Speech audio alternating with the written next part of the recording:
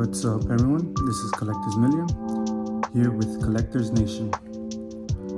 When I did start doing these videos, I did do it with the intention of starting a Pokemon card business / collectible business. I do Funko Pops. I do like One Piece, tank top, and Pokemon and other things as well. With the way that things are now, I did take the advice of people who started years ago, who've been doing it for longer, and they suggested getting Japanese product. And I took their advice and I started trying to find ways how to get Japanese product. And it's funny because in those YouTube videos that I saw the whole breakdown. They'll go to Instagram, they'll go to Facebook, they'll go to social media, TikTok. I even tried TikTok, and look for Japanese Pokemon cards or Pokemon distributors, Japanese Pokemon distributors. And I did so, not without success. Actually, the opposite. There was a ton of people, and I personally don't collect Japanese Pokemon cards, but my thing is, the reason why I feel like it is a good idea is you get the ball rolling, you're taking action, there's something that you can do, actionable steps. And I went on social media and I found tons of people, willing to supply people here in America. And, you message a few, some of them want to get the ball rolling right away, which was a little bit weird to me. And I had never done this before, and some of them do have minimums.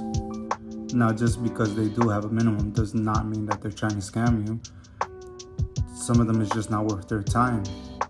And so I was actually messaging people, doing research, watching their page, and trying to actually find somebody who would be willing to supply me, who I can trust.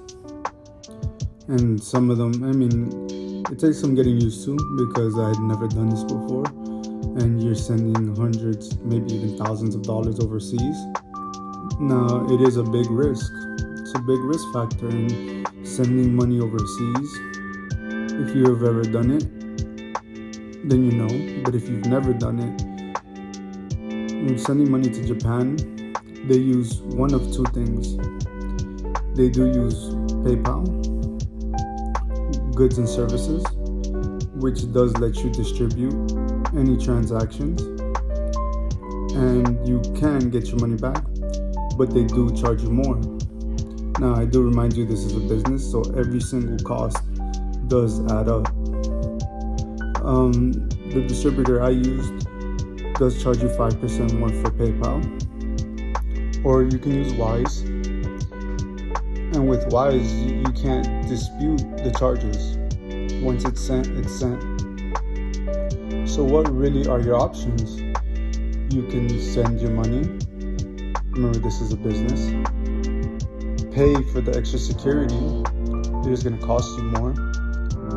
Or you can send your money with Wise, not pay for the extra security, but in the end it does cost you less. Now, I did end up using Wise, and you'll understand as you continue to watch this video. My strategy was actually a little bit different. So there are some PokeTubers who've been doing this for a long time, who do buy Pokemon products from Japan. I did have people get home, so I actually had to migrate outside to continue the video. Now, these Pokemon YouTubers, they didn't put the idea in my head. I actually discussed with my brother that I actually wanted to start buying Japanese cards already. These Pokemon YouTubers did help me though, and they were part of the decision, but it wasn't entirely based on them, their opinion. It is in the end something that I had to do for myself, that I chose to do for myself, that I wanted to do for myself. And in talking to all these people and watching different videos, watching multiple videos on how people got distribution from Japan, or distributors from Japan. It was a lot, talking to people, trying to figure out who's a scammer, who's not, who's legitimate, who's not, trying to pick up vibes. It's not easy to pick up vibes through messages. Trying to see how rushed they were, how patient they were, their communication, how they communicated, but it's a different culture, so you don't know if that's just the way that they are. It's hard to just make assumptions. And so through this whole maze, I had an idea. As I was talking to people, I was watching different YouTubers, I thought for myself, and what I did was I went to some of the YouTubers, I went to their page, their Instagram page, not their YouTube page, and I looked at their following, who they're following. Maybe a little bit weird, but I wasn't trying to do anything weird, not trying to get anything personal. I was just trying to see if they were following anybody from Japan. And I was actually able to find 2 distributors using this method. And talking to this distributor, I ended up, there was a minimum purchase. It was $800 minimum.